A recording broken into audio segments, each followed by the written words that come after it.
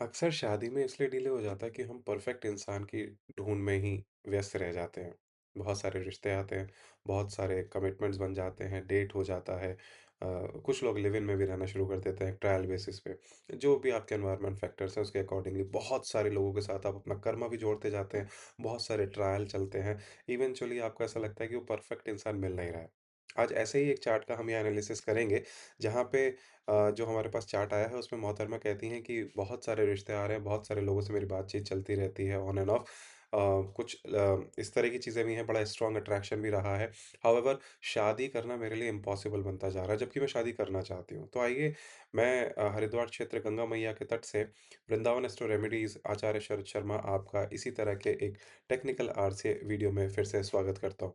आज हम इस वीडियो में ये समझेंगे कि क्या इस चार्ट में एक्चुअल में शादी का योग है?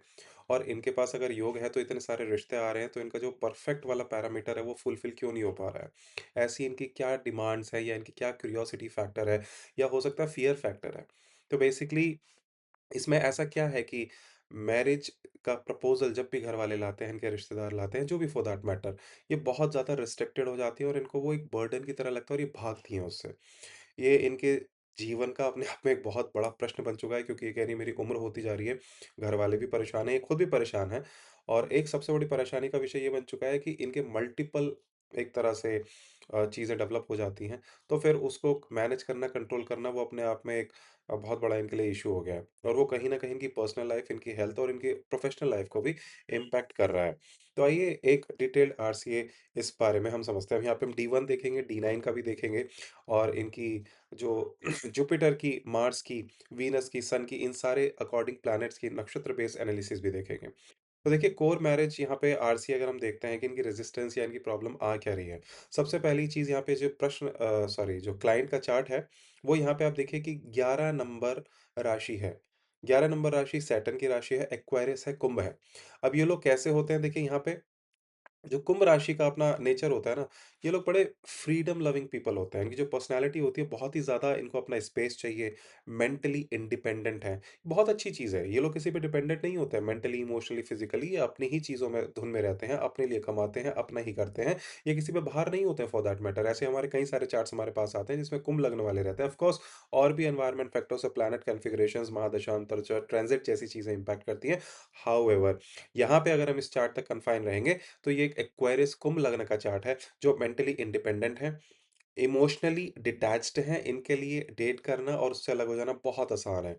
Hit and trial basis, unconventional है और स्पेस लविंग है। इनको अपना स्पेस सबसे ज़्यादा प्यारा होता है, चाहे इनके माँ-बाप, भाई, पति या पत्नी जो भी है। ये पर्सन ये खुद एक मोहतरमा है, तो इनके लिए अपना स्पेस बहुत क्रिटिकल और इम्पोर्टेंट है। तो ये बेसिकली क्या होता है, जो हमारा ट्रेडिशनल शादी का स्ट्रक्चर है, जिस तरह से विवाह होता है, स्पेशली हमारे सोसाइटी में, भारत में, हिंदुओं में, तो वो बाइंडिंग है, इमोशनली थोड़ा-सा इनको ड्रेनिंग लगता है और इनको लगता है मेरी फ्रीडम खत्म हो जाएगी। अब मेरे पास कई लोग ये भी कहते हैं, स्पेशली माँ-बाप या घरवाले होते हैं कि भैया आजकल तो ये ट्रेंड ही चल गया, सभी ये कहते हैं, लेकिन वो एक ट्रेंड है, एनवायरनमेंट फैक्टर का इम्पैक्ट है। लेकिन हम यहाँ पे इस चार्ट की बात कर रहे हैं, तो ये कुंभ लग्न वाले अक्सर ऐसे पाए जाते हैं। अब यहाँ जो इनका लग्न है देखिए, सिर्फ कुंभ लग्न है तो वो आज़ादी वैसे नहीं है। कहेंगे एक तो नीम है और ऊपर से एक तो करेला ऊपर से नीम चढ़ा, है ना? तो ये लग्न शतभिषा नक्षत्र में है। शतभिषा नक्षत्र हम वृंदावन एस्ट्रो रेमेडीज़ में पिछले भी जो हमारे वीडियोज़ रिलीज़ हुए हैं उसमें हमने बताया कि शतभिषा नक्षत्र जो होता है, राहु का स्वामित्व वाला नक्षत्र है। So basically it is totally influenced by the characteristics of Rahu. ये नेटिव जो होते हैं मेंटली अलग सोच रखते हैं, क्योंकि राहु का इम्पैक्ट है। मैं तो वो करता ही नहीं जो समाज करता है। मैं तो उस दायरे में रहना ही पसंद नहीं करता हूँ। दिस इज़ हाउ एम्प्लीफिकेशन है। मुझे बेस्ट चाहिए, अगर वो 100 है तो उन्हें 1000 चाहिए। एम्प्लीफायर है वो अपने आप में। तो सोशल फैमिली एक्सपेक्टेशन से इंटरनली रेबेलियस हो जाते हैं ऐसे लोग। तो इस चार्ट में जिन मोहतरमा का ये चार्ट है, तो उनके साथ अभी एग्ज़ैक्टली यही चैलेंज आ रहा है और इस वजह से उनके अपने घर में बहुत बहस और लड़ाइयाँ हो रही हैं। अब 7th हाउस देखते हैं मैरिज का। देखिए, यहाँ पे आपने देखा 7th का जो 7th लॉर्ड है बेसिकली सन है। है ना? अब आप कहेंगे, "यहाँ तो मार्स बैठा है।" देखिए, मार्स ग्रह उस 7th हाउस में बैठे हैं, लेकिन जो लॉर्ड है सन, क्योंकि सन की राशि 5 नंबर सिंह है यहाँ पे, तो सन जो उसके लॉर्ड हैं, वो यहाँ पे इनके 8th हाउस में बैठे हुए हैं। अब 7th का लॉर्ड जब 8th में बैठ जाता है, तो मैरिज क्या है, आपको एक फ़ियर फैक्टर दे सकती है, बिकॉज़ ट्रांसफ़ॉर्मेशन का कारक होता है 8th हाउस। अब सन है, ईगो है, अथॉरिटी है, ये चीज़ें बाय डिफ़ॉल्ट आती हैं। ट्रस्ट इश्यूज़ हो सकते हैं, कमिटमेंट की एंग्ज़ायटी हो सकती है, मैरिज के बाद लाइफ़ कॉम्प्लिकेट हो जाएगी, यार कैसे चलेगा, क्या होगा? एक हिडन रेज़िस्टेंस, एक ऑब्स्ट्रक्शन अपने आप में इवेंचुअली प्रोक्रेस्टिनेटर का एक बहुत बड़ा फैक्टर बन जाता है। वो प्रोक्रेस्टिनेटर इंसान खुद बन जाता है because of such an alignment of the planets. अब यहाँ सूर्य की अगर हम स्थिति देखें, नक्षत्र बेस देखें, तो ये क्या है, बेसिकली ये चित्रा नक्षत्र में आ रहा है। वो हम यहाँ पे आपको दिखा नहीं पा रहे हैं, जब आप कुंडली का चार्ट ड्रॉ करते हैं बेसिकली, तो वो जो सॉफ्टवेयर या वेबसाइट आप जो भी एक्सेस कर रहे हैं, जिस टूल के या जीयूआई के थ्रू आप एक्सेस कर रहे हैं, बेसिकली ये सारी डिटेल्स वहाँ पे आ जाती हैं। तो हमारे पास ये सामने विज़िबल है हमारे स्क्रीन पे। तो सूर्य जो है यहाँ पे चित्रा नक्षत्र में है। Again we have highlighted this कि जो वृंदावन एस्ट्रो रेमेडीज़ के पुराने वीडियोज़ हैं, चित्रा नक्षत्र जो होता है, मार्स की स्वामित्व वाला नक्षत्र होता है। देखिए, हम यहाँ पे नक्षत्रों के साथ आपको ग्रह का नाम इसलिए बताते हैं ताकि आप कैरेक्टरिस्टिक्स को कोरिलेट कर सकें कि अच्छा, सन देखिए, मार्स यहाँ पे बैठा है सन की राशि में, और सन बैठा है मार्स के नक्षत्र पे। तो नक्षत्र basis analysis Vrindavan astro remedies हमेशा हाईली रिकमेंड करते हैं। चाहे आप वो एनालिसिस हमसे कराइए या किसी से भी कराइए, but you must go for the नक्षत्र बेसिस एनालिसिस। सिर्फ ऊपर ऊपर का नहीं देख के आइए आप। जो डीएनए है, जो अंदर वेन्स में चल रहा है बॉडी में, नक्षत्र लेवल उतना डेप्थ तक का आपको आपका रिवील कर देता है चीजों को। तो देखिए, सूर्य जो यहाँ पे है इनका, ये पहली बात तो ये है कि 6 नंबर राशि में है वर्गो, कन्या कहते हैं। अब कन्या राशि की क्या विशेषता है?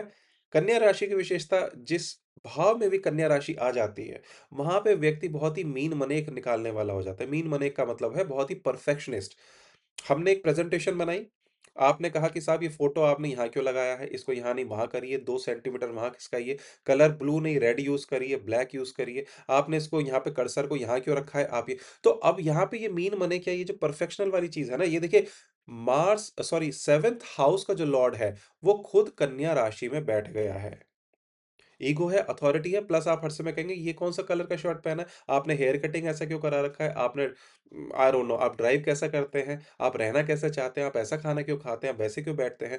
इस तरह की चीज़ें बहुत ही ज़्यादा दूसरा व्यक्ति फ्रस्ट्रेट होके इस तरह के रिलेशनशिप से मुक्त हो जाता है। और यही रीज़न है कि इनकी जो डेटिंग पैटर्न भी है ना, वो भी ऐसा ही है। ये डेट करती हैं, एक परफेक्शनिस्ट को ढूँढने में, एक ऐसे व्यक्ति को जो इनके हिसाब से इनकी पूरी चेकलिस्ट 100% क्वालीफाई करता हो। इस रीज़न से इनका इवेंचुअली वो ब्रेक डाउन हो जाता है।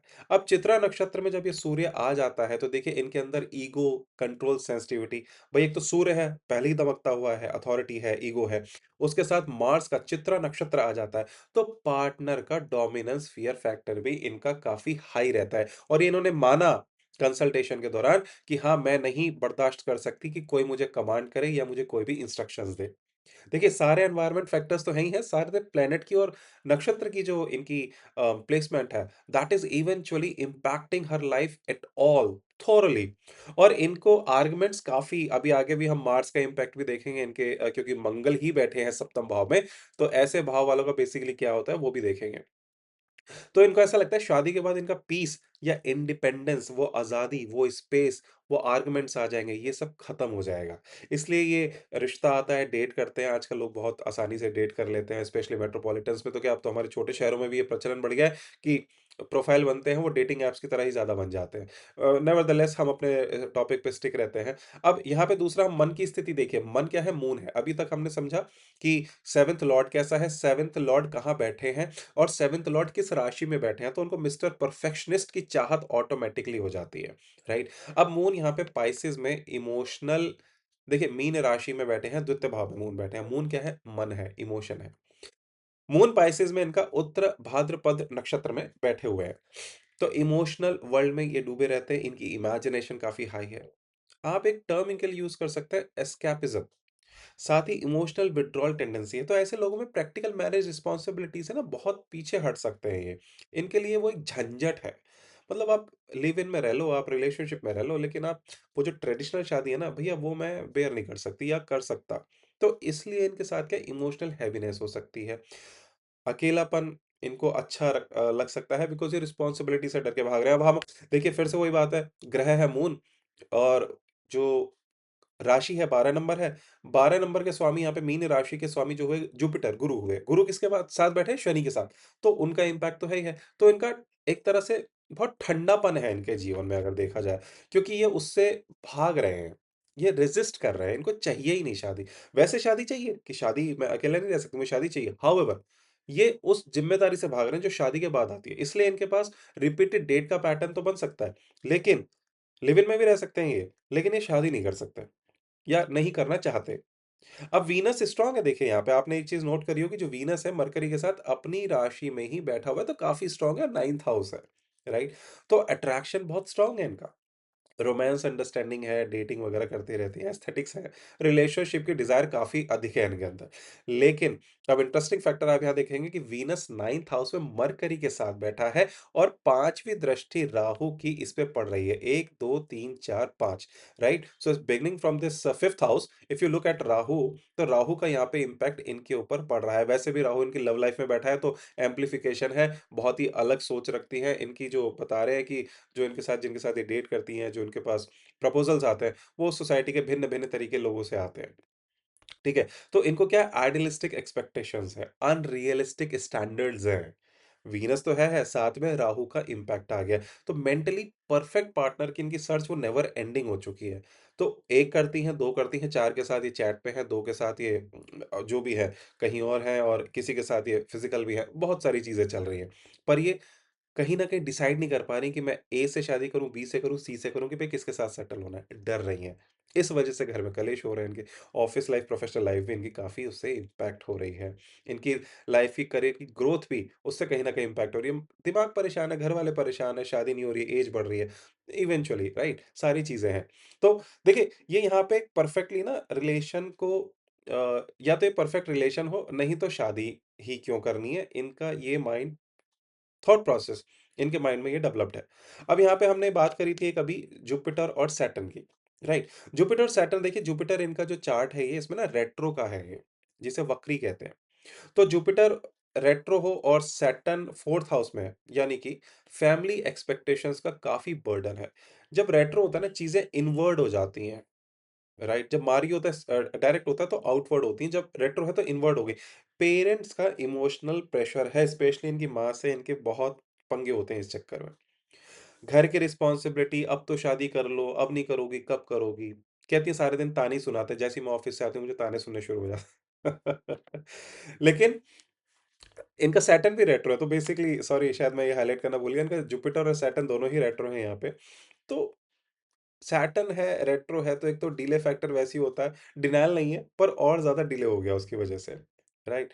तो मैरिज डिसीज़न बार-बार रीथिंकिंग मोड में चला जाता है। प्रपोज़ल आता है, मेबी ये डेट करती हैं, ट्राई करते हैं लोग एक-दूसरे को बातचीत जो भी जिस तरीके से करते हैं भगवान जाने जो भी इनका एनवायरनमेंट फैक्टर है और वापस ये वहाँ पे स्क्वायर वन पे लौट आते हैं। यानी कि फिर से भैया शादी करनी है, नहीं करनी, नहीं करनी, चलो दूसरा, है ना? अब राहु जो इनका 5th हाउस में है, वो हमने आपको बताया इनकी जो रोमांस की अपनी रोमांटिक लाइफ़ है, वो बहुत नॉन ट्रेडिशनल है, अनकन्वेंशनल। राहु के साथ एक टर्म बहुत बढ़िया रहती है, अनकन्वेंशनल और मैं जो समाज करता है, वो तो मानूँगा ही नहीं। कन्फ्यूजन है, ये सही है, वो सही है, एम्प्लीफिकेशन है, राइट? भ्रमित जिसे कहते हैं, भ्रम है, कमिटमेंट इनकंसिस्टेंसी है, मेंटल एक्सपेरिमेंटेशन आ ही जाता है, जब इस तरह की चीज़ें यहाँ पे राहु डायरेक्ट इम्पैक्ट कर रहा है। तो इमोशनली तो ये बड़े अटैच हो जाते हैं क्योंकि बड़ा स्ट्रॉन्ग इनका अट्रैक्शन रहता है, रोमांटिक काफ़ी हैं, सब कुछ है, सुंदर हैं, करियर भी अच्छा है, सब बढ़िया है। लेकिन मैरिज का जब पर्सपेक्टिव आता है, वहाँ ये डर के फिर से पीछे भाग जाते हैं या उसको रोक देते हैं। बहुत लंबा प्रोक्रेस्टिनेशन हो जाता है वहाँ पे। तो टेक्निकल कंक्लूजन यहाँ पे ये आता है कि देखिए अभी यहाँ पे कि एक तो इनको अपनी आज़ादी जैसा कि हमने बताया ये कुंभ लग्न है, इनको अपनी आज़ादी बहुत ज़्यादा पसंद है। इमोशनल ओवरवेल्म्ड हो जाते हैं ये, फ़ियरफुल फैक्टर है इनके पास क्योंकि इनका लॉर्ड वैसे भी यहाँ पे बैठा है और वो कन्या राशि के अंदर बैठा है, 8th भाव में बैठा है, तो कन्या राशि वाले तो वही हैं भैया परफेक्शनिस्ट चाहिए, ये चेकलिस्ट, वो चेकलिस्ट, ये दे सारी चेकलिस्ट उनको पूरी चाहिए और ये सन जो है यहाँ पे इनका लॉर्ड भी है। तो यहाँ पे अगर हम इनका हमने इनकी अभी महादशा भी देखी है, तो इनकी केतु की महादशा चल रही है अभी। केतु की महादशा इनकी 28 में खत्म होगी, उसके बाद इनकी वीनस की महादशा आएगी, जिसमें हमने इनको ऐसा प्रेडिक्शन दिया है कि भई वीनस में आपकी शादी एक्चुअल में सही-साट हो जानी चाहिए। लेकिन आपको अपना बिहेवियरल एस्पेक्ट, अपना थॉट प्रोसेस थोड़ा चेंज करना पड़ेगा, नहीं तो ऐसे ही आप तब भी लटक जाएँगी। ठीक है? क्योंकि देखिए वीनस की महादशा आएगी, वीनस में अपनी ट्रांज़िट आएँगी, अपना ग्रह का असर आएगा, तो वो शादी का इनको पुश करेगा ही करेगा, है ना? अभी केतु की महादशा है तो देखिए डिटैचमेंट भी आ जाता है, इनका केतु वैसे ही देखिए 11th भाव में है तो सोशल सर्कल से इनका इस तरीके से चीज़ों से काफ़ी आइसोलेशन है, कन्फ्यूजन है, इमोशनल विथड्रॉवल ऐसा लोग कर जाते हैं।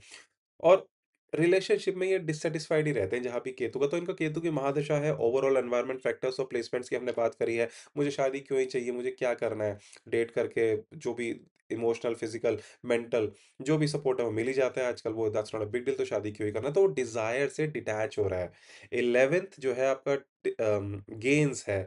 सो 11th से डिज़ायर डिटैच कर रहा है। 5th हाउस जो है यहाँ पे देखिए राहु का रिलेशनशिप का कन्फ्यूजन बढ़ा रहा है, एम्प्लीफिकेशन कर रहा है, इनको सोचने पे अत्यधिक मजबूर कर रहा है और ये कंक्लूड नहीं कर पा रहे हैं। ये सब चीज़ें इनके देखिए यहाँ पे अभी चल रही हैं।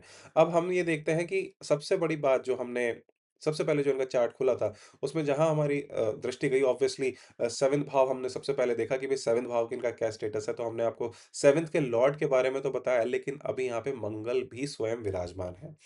सबसे क्रिटिकल फैक्टर इस चार्ट का कह सकते हैं या one of the most critical factors. Mars 7th house में सन की यानी कि सिंह राशि में है। 7th हाउस क्या है? शादी की हम बात कर रहे हैं तो विवाह की ही बात कर रहे हैं यहाँ पे। मार्स क्या है? अग्रेशन है, इंडिपेंडेंस है, कंट्रोल है, पैशन है, रेजिस्टेंस है। ये सारी क्वालिटीज कैरेक्टरिस्टिक्स मार्स की हैं। अब जब मंगल सप्तम भाव में आता है तो जो बंदा या बंदी है उसमें by default dominance, control, sensitivity आ ही जाती है।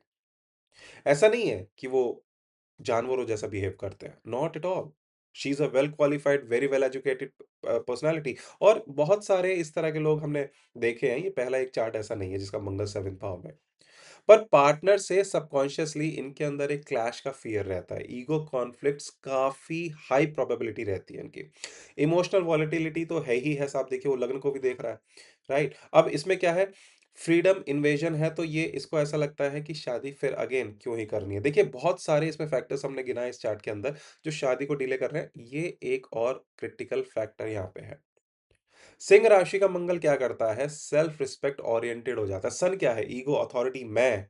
वो जो मैं है, वो मंगल उस राशि में बैठे हैं। नेटिव सोचता है मुझे कोई कंट्रोल ना कर सके यार। मेरी इंडिविडुअलिटी बनी रहनी चाहिए, जो कि बनी हुई रहनी चाहिए फॉर दैट मैटर, इसमें कोई डाउट नहीं है। हाउएवर ये कैरेक्टरिस्टिक्स बाकी सब कैरेक्टरिस्टिक्स के ऊपर ना एक तड़के का काम कर रही हैं यहाँ पे। तो इमोशनली मैं दबना नहीं चाहती या दबना नहीं चाहता। यही कारण है फैमिली जितना शादी को पुश करती है, इनका इनर रेजिस्टेंस उतना ज़्यादा हाई होता जा रहा है। जिस वजह से ये अब अपने परिवार से भी कटी-कटी रहती हैं। इनका यही कहना है कि मैं ऑफ़िस से आती हूँ या सुबह उठती हूँ ऑफ़िस जाने के लिए, तो चिक-चिक चलती रहती है घर में, क्योंकि घर वाले परेशान हैं। उम्र बढ़ रही है इनकी, जो भी इनका सामाजिक अपना दायरा है और आपकी शादी नहीं हो रही है। अब मार्स का हम जानते हैं देखिए 4th एस्पेक्ट होता है, 7th एस्पेक्ट होता है, 8th एस्पेक्ट होता है, तो एस्पेक्ट मतलब दृष्टि। मार्स की अगर हम चतुर्थ दृष्टि यहाँ से देखें तो 1, 2 एंड 3 एंड 4th, तो 4th एस्पेक्ट जो है वो 10th हाउस स्कॉर्पियो पे है, तो प्रोफेशनल फोकस इनका काफ़ी बढ़ता है। सेल्फ अचीवमेंट है, करियर कंट्रोल है, पर्सनल डायरेक्शन है, काफ़ी अग्रेसिव रहती हैं, काफ़ी पैशनेट रहती हैं ये अपने काम को लेके, जैसा कि इनकी बातों से भी साफ वो झलकता है, राइट? तो इनको वो ज़्यादा हाई प्रायोरिटी लगती है रादर देन शादी के रिस्पॉन्सिबिलिटी के झंझटों में फँस जाना। अगेन वो एक फैक्टर है। अब मार्स का 7th एस्पेक्ट अगर हम देखेंगे तो वो तो डायरेक्टली इनके लग्न पे ही पड़ रहा है। लग्न है इनका एक्वेरियस, तो ये बहुत बड़ा अपने आप में फैक्टर यहाँ पे आता है। मैरिज हाउस का मंगल सीधे पर्सनैलिटी पे आपके एस्पेक्ट कर रहा है। आपका लग्न क्या है? आपकी पर्सनैलिटी, आपकी सोच, इससे क्या हो रहा है बंदा? बहुत अग्रेसिव है, स्टबर्न है, ऑफ कोर्स ये स्टबर्न है, मार्स है। मुझे अपना स्पेस चाहिए, 11th जो राशि है, कुंभ राशि, वो अपना प्रभाव दे रही है, मार्स उसमें तड़के का काम कर रहा है। कमिटमेंट हेजिटेशन, क्यों ही करना है यार? अपने जीवन में मस्त हूँ मैं, अपना स्पेस है। यानी नेटिव खुद इंटरनली एनर्जी जो है ना मैरिज की, उसके अगेंस्ट काम कर रहा है। जाने ना अनजाने पर ये चीज़ हो रही है। अब इसका 8th एस्पेक्ट देखते हैं तो हम देखते हैं 8वीं दृष्टि इस मार्स की देखिए 7वीं यहाँ पड़ी थी। देखिए फिर से काउंट करते हैं 1, 2, 3, 4, 5, 6, 7 and this eventually becomes 8th aspect यानी कि 8वीं राशि सॉरी 8वीं दृष्टि। जब मार्स 8वीं दृष्टि से यहाँ देखते हैं तो देखिए ये भाव होता है कुटुंब का, वाणी का, खाने-पीने का, वेल्थ हाउस है आपका ये, राइट? तो सेकंड हाउस फैमिली कंटिन्यूएशन है, मैरिड एक्सपेंशन है ना देखिए मैरिड वसुदेव सॉरी आपका वसुदेव कुटुंबकम हमें याद आ गया। जो कुटुंब हुआ वो आपका एक्सपेंशन ऑफ फैमिली है, राइट? तो मार्स का जब यहाँ 8th एस्पेक्ट हुआ, तो फैमिली पीस में डिस्टर्बेंस के फैक्टर्स काफ़ी ज़्यादा बढ़ जाते हैं क्योंकि मून बैठा है, मन बैठा है। मन एग्रेसिव मोड में रह सकता है when it comes to your family matters. Harsh speech की पॉसिबिलिटीज़ हो सकती हैं। पोस्ट मैरिज एडजस्टमेंट में काफ़ी चैलेंजेस हो सकते हैं। मन है तो एंग्ज़ायटी हो सकती है, बहुत एंग्ज़ियस रह सकती हैं, फ़ियरफुल रह सकती हैं। है नहीं एक्चुअल में, लेकिन वो कर देगा वैसा उनको। इस वजह से क्या होगा, दूसरा व्यक्ति चाहे वो लड़का हो या लड़की, कहीं न कहीं फिर इनका वो ब्लास्ट होता है। तो डोमेस्टिक कॉन्फ्लिक्ट इनके काफ़ी ऐसे लोगों के हो सकते हैं जिनका मंगल सेकंड हाउस में हो या सेकंड हाउस को आस्पेक्ट कर रहा हो क्योंकि जिस घर को भी आस्पेक्ट करता है मंगल हमने ऐसा पढ़ा है, सुना है कि वो तो गोली मार देता है वहाँ पे। वो चिल्लाता नहीं है, गोली मार देता है। मंगल का इतना अग्रेसिव एस्पेक्ट होता है। अब वो डिपेंड करता है कि वो रेट्रो है, दबा हुआ है मंगल या काफ़ी ऊँचा है। ये सब चीज़ें भी ऑफ़ कोर्स चार्ट में मैटर करती है। तो मार्स देखिए यहाँ पे इनकी स्पीच को इम्पैक्ट कर रहा है, इनके फैमिली एक्सपेंशन, इनके कुटुंब को इम्पैक्ट कर रहा है। पोस्ट मैरिज जो इनकी एडजस्टमेंट्स हैं, उसको काफ़ी हद तक डोमेस्टिक लाइफ़ को इनकी कंट्रोल करके रखा हुआ है। 5th में और 7th में अगर कनेक्शन हम यहाँ देखें, देखिए राहु और मार्स में, तो ये है कि मार्स 7th में बैठ के 5th हाउस डायनामिक्स को इनडायरेक्टली ट्रिगर कर रहा है। आप समझ रहे हैं? वो यहाँ पे डायरेक्ट देखिए एस्पेक्ट नहीं है, ना राहु का एस्पेक्ट मार्स पे है, ना मार्स का एस्पेक्ट राहु पे है, पर दोनों की कैरेक्टरिस्टिक्स इस चार्ट में on top of what other characteristics we have discussed so far, वो एक ऑलरेडी अनकन्वेंशनल रोमांस दे रहा है। तो हाउस एडजस्टमेंट तो वैसे ही बहुत मुश्किल हो जाता है। आप अपने समाज के बाहर के किसी व्यक्ति से या अपने एनवायरनमेंट में जिसमें आप रहते हो, उससे दूसरे एनवायरनमेंट में जाके शादी कर लें, लव कर लें, जो भी कर लें, ठीक है? वो ऑलरेडी बहुत ही कॉम्प्लिकेशंस को बढ़ावा देता है। लड़का या लड़की एक्सेप्ट कर सकते हैं, उसकी फैमिली हो सकती है, उसके रिलेटिव, उसके किन्स, उसके ट्रेडिशंस आप एक्सेप्ट नहीं कर सकते, आप उनकी भाषा, बोली को अडॉप्ट नहीं कर सकते। तो यहाँ स्टेबिलिटी ना बहुत कम कर रहा है, लेकिन लॉन्ग टर्म कमिटमेंट आते ही क्योंकि शादी is a long term commitment, वो आते ही बंदी यहाँ पे इनकी रेजिस्टेंस शुरू हो जाती है। यहाँ हम किसी को जज नहीं कर रहे हैं, हम आपको सिर्फ़ इस चार्ट में हम क्या लर्निंग पर्सपेक्टिव में देख रहे हैं, सीख सकते हैं, वो चीज़ यहाँ पे दिखाई जा रही है कि इस चार्ट की हाई प्रोबेबिलिटीज़ किस तरीके से यहाँ पे हमें रिफ्लेक्ट कर रही हैं इसकी कैरेक्टरिस्टिक्स। अब देखिए इसका जो नक्षत्र है, ये जो मार्स है, ये बड़ा इंटरेस्टिंग फैक्टर है, पूर्व फाल्गुनी नक्षत्र में ये बैठे हैं। पूर्व फाल्गुनी नक्षत्र वृंदावन एस्ट्रो रेमेडीज़ ने पहले भी अपने वीडियोज़ में बताया है, आपने गूगल पे, यूट्यूब पे, किताबों में पढ़ा होगा कि वीनस इसके स्वामी हैं, यानी कि शुक्र। शुक्र क्या है? प्लेज़र है, अट्रैक्शन है, बड़ा स्ट्रॉन्ग फिज़िकल इरोटिसिज़्म सब ये सब जो है शुक्र में आता है। परफ्यूम्स आते हैं थोड़ा वैसी टर्म में बोले तो अय्याशी आती है, ऐश्वर्य आता है, एन्जॉयमेंट राइट? तो ये सारी चीज़ें शुक्र के कारक हैं। अब शुक्र साथ में मार्स, मार्स की अपनी एनर्जी है, बैठे वो अम सन की राशि में है, सिंह राशि में, तो आप इन सबको अगर एक-एक फ्रीक्वेंसी की तरह एक के ऊपर एक रखते जाएँगे, तो आप खुद ही समझ सकते हैं कि अट्रैक्शन बहुत है, मैरिज करना भी चाहते हैं, लेकिन परफेक्शनिस्ट माइंड भी इनको चाहिए। उस तरह से इनको रिस्पॉन्सिबिलिटी भी नहीं चाहिए, जिस वजह से इन्हें ये मैरिज वाला स्ट्रक्चर ना पसंद आता ही नहीं है, ट्रेडिशनल मैरिज वाला। रिलेशनशिप इनको चाहिए हो सकता है, लेकिन जो ट्रेडिशनल प्रेशर बेस्ड कि भैया मिलो लड़के से लड़की से थोड़ा बातचीत करो, शादी कर लो, वो इन्हें समझ नहीं आता। परिवार में रहना है, एक-दूसरे को सपोर्ट करना है, क्योंकि ये तो भैया अलग ही रहते हैं, इस तरह के लोग जनरली। अब मांगलिक डायमेंशन में देखिए मांगलिक है ये चार्ट बाय द वे शायद हमने ये बताना भूल गए। 7th हाउस में यहाँ पे मंगल है और काफ़ी बढ़िया स्थिति में बैठा है यहाँ पे इनका खूब तड़का मार रहा है, तो वो मांगलिक तो है ही है। 7th हाउस मार्स स्ट्रॉन्ग मांगलिक इफ़ेक्ट देता ही देता है, तो इनकी एनर्जीज़ वैसे भी मैच करना बहुत मुश्किल हो जाता है ऐसे लोगों की। यहाँ एग्रेशन ओवर्ट नहीं है, साइकोलॉजिकल रेजिस्टेंस फॉर्मेट में है। ऐसा नहीं है ये लोग बदतमीज़ होते हैं, बिल्कुल भी नहीं होते हैं, बहुत अच्छे लोग हैं ये। लेकिन उनकी एनर्जीज़ को मैच करना नेक्स्ट टू इम्पॉसिबल हो जाता है। इसलिए बचपन से ही हमने भी सुना है इस चीज़ में स्ट्रीम में वो रहा और इंटरेस्ट और आज भी हम देखते हैं कि भई मांगलिक की मांगलिक से शादी करा दो। वो चैलेंज उसका ये नहीं है कि वो मर जाएगा, जी जाएगा, ये हो जाएगा। उनकी एनर्जीज़ को कैसे मैच कर रहा है। This is one of the reasons मांगलिक को मांगलिक के साथ शादी के लिए स्ट्रांगली रिकमेंड किया जाता है। एक्सटर्नली काम रह सकते हैं ये लोग, लेकिन इंटरनली बहुत रेज़िस्टेंट हैं। इनको जिम भी बहुत पसंद है, बहुत जिम करती हैं, बहुत स्पोर्ट्स में काफ़ी आगे हैं ये उस तरीके से, बहुत फिट हैं फ्रॉम दैट फैक्टर राइट? तो दौड़ना इन्हें बहुत पसंद है, जिम काफ़ी हेवी वेट ट्रेनिंग करती हैं ये। तो अगर पूरा इस चार्ट को अगर हम कंक्लूड करें, तो इनके लिए मैरिज प्रेशर क्या है इन सब की वजह से ना साइकोलॉजिकल रेज़िस्टेंस एक्टिवेशन है, जिस वजह से इनकी शादी होगी। हम हमारा प्रेडिक्शन तो यही है कि जब वीनस की इनकी महादशा लगेगी तब शादी इनकी हो सकती है। लेकिन अभी एक्वेरियस का लग्न है तो इन्हें फ्रीडम चाहिए। राहु इनका 5th हाउस में देखिए हमारे कर्सर के पॉइंटर पे आप ध्यान दीजिए राहु इनका 5th हाउस में है तो अनकन्वेंशनल राहु है।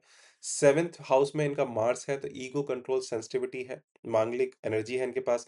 अब जो 7th के लॉर्ड बैठे हैं भाई साहब वो बैठे हैं 8th हाउस में, कमिटमेंट फियर है, ट्रांसफॉर्मेशन का बहुत ज़्यादा फियर है इनको। केतु महादशा अभी एक्जिस्टिंग जो ऑनगोइंग की चल रही है तो वो डिटैचमेंट है। सैटर्न की अंतर्दशा में इमोशनल हैवीनेस अलग से उसमें एक कैटलिस्ट का काम कर रही है। तो यहाँ पे बहुत सारी चीज़ें हमने यहाँ देखी और हमने ये पाया कि एक फैक्टर नहीं मल्टीपल फैक्टर्स इनकी शादी का डिले का कारण बन रहे हैं। अब इनका जुपिटर भी रेट्रो था, इनका सैटर्न भी रेट्रो था। अच्छा गुरु कारक होता है। तो ये देखिए टॉरस में बैठा है, रेट्रो है, वक्री है, सैटर्न भी वक्री है। तो विज़डम, मैरिज गाइडेंस, धर्म, ट्रस्ट, एक्सपेंशन, कमिटमेंट, मैच्योरिटी इन सब का कारक जुपिटर माना जाता है। तो जैसा कि हमने बताया अगर वो रेट्रो हो गया तो उसकी एनर्जी इनवर्ड हो गई। यानी कि आउटवर्ड होनी चाहिए थी बट अब इनवर्ड हो गई तो वो फर्दर उस डिसीजन को ओवर एनालाइज़ ही करते रह जाते हैं। ठीक है? ये सब चीज़ें हैं, इसमें आपने देखा बहुत हाई स्टैंडर्ड्स हैं, इनके आइडियलिज़्म क्या है बहुत हाई है। क्या ये डिसीज़न सही है? उस चलते ही अपने फ्रेंड से, भाई-बहनों से पता नहीं किस-किस से क्या-क्या डिस्कस करते हैं। अब देखिए हमारे पास भी ये चार्ट आया तो अभी हमसे भी जानना चाह रहे थे इसमें क्या है। लेकिन ये है कि ये जो अपने आप में कंजंक्शन है ना, ये बहुत ही हेवी और कार्मिक कंजंक्शन है इनका यहाँ पे। तो इनको इमोशनली थोड़ा कॉशियस रहना चाहिए, कमिटमेंट के फ़ियर अगर इनको आ रहे हैं तो इनको थोड़ा-सा अपने माइंड की कंडीशनिंग करनी चाहिए। काउंसलिंग लेनी चाहिए या एक्सेप्ट करनी चाहिए चीज़ें, राइट? तो गलत डिसीजन हो गया तो क्या होगा? तो इस तरह की एंग्ज़ायटी अगर आप जीवन भर रखेंगे तो जीवन के बहुत सारे डिसीजंस आपके ऐसे ही खत्म हो सकते हैं, राइट? जिसमें आपको दोनों में ही चैलेंज आ सकता है। अच्छा एक चीज़ यहाँ पे हम अभी मिस करके देखिए अभी हम इनका डी9 पे और आपको दिखाते हैं कि डी9 क्या कहता है क्योंकि मैरिज के लिए डी9 भी अवश्य देखा ही जाता है। तो डी9 में देखिए हम यहाँ पे देख रहे हैं जो इनका लग्न है, वो है पाइसेस। पाइसेस के स्वामी हुए गुरु, गुरु बैठे हैं जेमिनी में, राइट? तो लग्नेश जुपिटर जेमिनी 4th हाउस में बैठे हैं। जो 7th हाउस है, वो फिर से वर्गो आ गया। ये देखिए, जो हम इनकी कैरेक्टरिस्टिक्स अभी डी1 में देख रहे थे, वो डी9 में भी काफ़ी हद तक रिफ्लेक्ट हो रही हैं। फिर से इनको एक परफेक्शनिस्ट माइंडसेट वाला जो है, यहाँ पे इनका 7th हाउस का जो है राशि आ गई। और उसके जो स्वामी बैठे हैं मरकरी, मरकरी इनके लग्न में बैठे हैं। तो फिर से डुअलिटी आ गई। मरकरी खुद में यहाँ रेवती में है तो स्पिरिचुअल एस्केपिस्ट थिंकिंग है, ठीक है? वीनस भी जेमिनी में लेकिन आर्द्र नक्षत्र में है यहाँ पे। तो मेंटल रेस्टलेसनेस क्योंकि आर्द्र नक्षत्र हमने जैसे आपको बताया वृंदावन एस्ट्रो रेमेडीज़ में पहले वीडियोज़ में भी कि राहु के स्वामित्व वाला नक्षत्र है ये अगेन, राइट? मून है स्कॉर्पियो में है, स्कॉर्पियो में मून देखिए नीच का हो जाता है, साथ में केतु भी है। तो ये ग्रहण योग भी इसको बोला जाता है। हमने इनको कुछ पूजा बताई है महामृत्युंजय की जिस तरीके से ये इसको थोड़ा-सा एलिविएट कर सकते हैं। ऑल्सो आई मीन इनको थोड़ा मेडिटेशन भी बहुत-बहुत आवश्यक है। मून है अष्टम राशि में बैठ गया है स्कॉर्पियो वृश्चिक में तो वैसे भी नीच का है तो इनका मून वैसे भी मन व्यथित रहता है। माँ से इनके काफ़ी इश्यूज़ रहते हैं। अनुराधा है तो मून अनुराधा नक्षत्र में है फॉर दैट मैटर इनका तो लॉयल्टी डिज़ायर है बट फियर ऑफ हर्ट भी इनका काफ़ी हाई है। ओवरथिंकिंग इनकी जैसा इन्होंने बोला कि मैं हमेशा ओवरथिंकिंग में रहती हूँ, तो बहुत सारे दूसरे फैक्टर्स हैं, लेकिन ये एस्पेक्ट अपने आप में छुप नहीं सकता। सैटर्न एक्वेरियस में है, देखिए वहाँ पे इनका एक्वेरियस का कुंभ का लगन था और यहाँ पे कुंभ की अपनी ही राशि में शनि खुद स्थित होकर बैठे हैं, 12वें भाव में, जो कि बेडरूम प्लेज़र का भी भाव है, तो अलगाव यहाँ पे विज़िबल है। राहु टॉरस में है, देखिए 2 नंबर की राशि में, जिसके स्वामी वीनस है, राइट? तो डिज़ायर फॉर कम्फर्ट है, स्टेबिलिटी है। और वो एम्प्लीफाइड है, बहुत ज़्यादा है। केतु स्कॉर्पियो में मून के साथ है तो इमोशनल डिटैचमेंट का कर्म इनके साथ चल ही रहा है। अच्छा मरकरी आपने यहाँ पे हम बता दें कि जो ये है 12वीं राशि इसमें मीन में अगर आपको पता हो मीन में मरकरी जो बुध होता है वो नीच का माना जाता है जिसको हम डेबिलिटेटेड ग्रह कहते हैं, राइट? तो 7th का लॉर्ड अगर नीच हो गया है, मीन राशि में लग्न में बैठ गया है, तो रेवती नक्षत्र में है तो उसमें इमोशनली इमेजिनेशन बहुत हाई रहती है। प्रैक्टिकल कमिटमेंट क्लैरिटी वैसे भी मरकरी है, डुअलिटी आ गई, ओवरथिंकिंग आ गई, एक नहीं 100 चीज़ें आप सोचते हैं। बाय डिफ़ॉल्ट इस चार्ट के अंदर ये सारी चीज़ें विज़िबल हैं और इसलिए ये मल्टीपल रिलेशनशिप्स में भी हैं कि इससे शादी करनी कि उससे बस ये असेसमेंट ही करती जा रही हैं। तो ये सारा कंबाइंड पैटर्न हमने यहाँ पे देखा, चार्ट क्या कह रहा है, क्या दबाव बढ़ा रहा है, ये विथड्रॉल क्यों कर रही हैं, इनके मल्टीपल रिलेशनशिप्स क्यों हैं, ये किससे शादी करना चाहती हैं, इनको किस तरह का व्यक्ति चाहिए। ये सब चीज़ें बहुत ज़्यादा यहाँ पे इम्पैक्ट इनके चार्ट को कर रही हैं। आई एम श्योर आपने कुछ नया इस चार्ट के इस वीडियो से सीखा या सीखने का प्रयास किया होगा। आप हमें इसी तरह फॉलो करते रहिए, हमें एप्रिशिएट करते रहिए, हमें मोटिवेट करते रहिए, अपना वेल आर्टिकुलेटेड फीडबैक हमें देते रहिए, ताकि हम ऐसे ही और लर्निंग वाले वीडियोज़ अपने लिए हम और अपने जैसे जो दूसरे हमारे फेलोज़ हैं, who are really committed to learn और ग्रो इन एस्ट्रोलॉजी या शौक के तौर पे, एक हैबिट के तौर पे वो इस चीज़ को कर रहे हैं, उनको डेफ़िनिटली कुछ अच्छा कंटेंट यहाँ पे हम प्रोवाइड कर सकें। फर्दर कंसल्टेशंस के लिए you can always connect with me over Vrindavan astro remedies. हमारा व्हाट्सएप नंबर, हमारा यूट्यूब हैंडल और हमारा फेसबुक हैंडल भी जो है वृंदावन एस्ट्रो रेमेडीज़ के नाम से ही है। आप सबका बहुत-बहुत धन्यवाद हमसे जुड़ने के लिए। इसके साथ ही इसको विराम देते हैं वीडियो को। नमः पार्वती पते हर हर महादेव। जय जगन्नाथ, जय जगन्नाथ, जय जगन्नाथ।